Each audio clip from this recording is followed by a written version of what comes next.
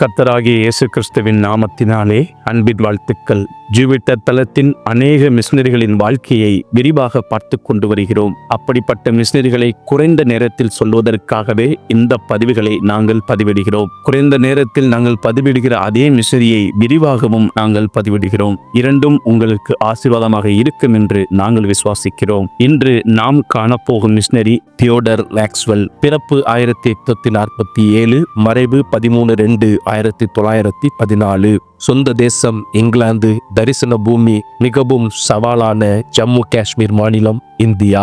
தி Kashmir mission ஹாஸ்பிட்டலை பற்றி எத்தனை பேர் அறிந்திருக்கிறீர்கள்? ஸ்காட்டிஷ் மருத்துவ மிஷனரி டாக்டர் வில்லியம் எல்ம்ஸ்லியால் தொடங்கப்பட்டது காஷ்மீர் மிஷன் மருத்துவமனை. காஷ்மீர் மாநிலம் என்பது மிஷனரி தளத்தில் சவால் நிறைந்த இடமாகும். சவால்களை மேற்கொள்ளவும் கிறிஸ்தவ மிஷனரிகளின் துன்புறுத்தல் காரணமாக எல்ம்ஸ்லியின் இடத்தில் மிஷனரிகளை சேர்ப்பது சர்ச் மிஷனரி சொசைட்டிக்கு மிகவும் கடினமாக இருந்தது.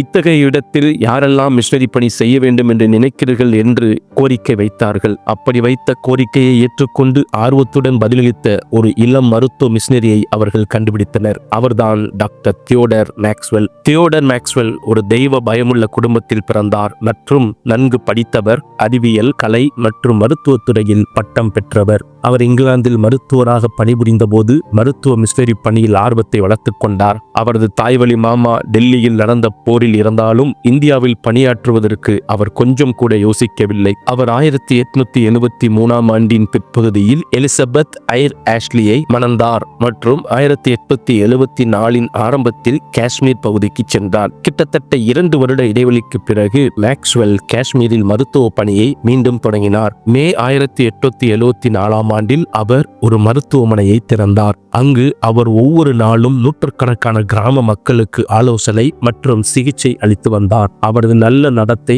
மற்றும் மகத்தான மருத்துவ சேவைகள் மூலம் எல்ம்ஸ்லியை ஒருமுறை துன்புறுத்திய அதே மகாராஜாவின் தயவை பெற்றார். மகாராஜா அவருக்கு டூக்ஜனில் மருத்துவமனை கட்ட இடம் மற்றும் செலவுகள் எல்லாவற்றையும் செய்தார். தெய்வீக வழிகாட்டுதலின் மூலம் மேக்ஸ்வெல் மக்களின் நலனுக்காக காஷ்மீர் மிஷன் மருத்துவமனையை பிரார்த்தனையுடன் அர்ப்பணித்தார். ஞானமாய் நடந்து சாந்தத்துடன் பணியாற்றினார். மகாராஜாவுடனான அவரது நல்ல உறவு உண்மையிலேயே காஷ்மீரில் மற்ற மிஷனரிகளின் ஊழியத்திற்கான வாய்ப்புகளை திறந்தது. உள்ளூர் மருத்துவர்களை மேற்கத்திய மருத்துவ சேவைகளில் நெறிப்படுத்துவதில் அவர் முக்கிய பங்காற்றினார். அவர்கள் எதற்கும் பொருந்தாதவர்கள் என்று கருதப்பட்டனர். மிகுந்த பகுத்தறிவுடன் அவர் மருத்துவ ஊழியத்தை நற்செய்தி பிரச்சாரத்திற்கான ஊடகமாகவும் பயன்படுத்தினார். 2 வருட ஊழியம் அவரது உடல்நிலையை மிகவும் பாதித்தது மற்றும் அவர் இங்கிலாந்துக்கு திரும்ப வேண்டியதாக இருந்தது. அங்கு தனது மருத்துவ அறிவை தனது கடைசி மூச்சு வரை கர்த்தருக்கும் மனிதகுலத்திற்கும் சேவை செய்ய தொடர்ந்து பயன்படுத்தினார். இப்படி தேவனுக்கென்று வைராகியமாய் ஊழியம் செய்து அநேக மருத்துவர்களை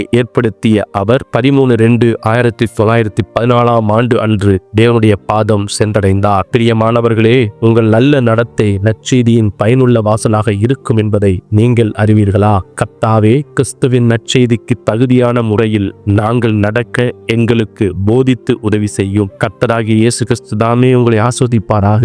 கர்த்தர் நாமம் மட்டுமே மகிமைப்படுவதாக. ஆமேன்.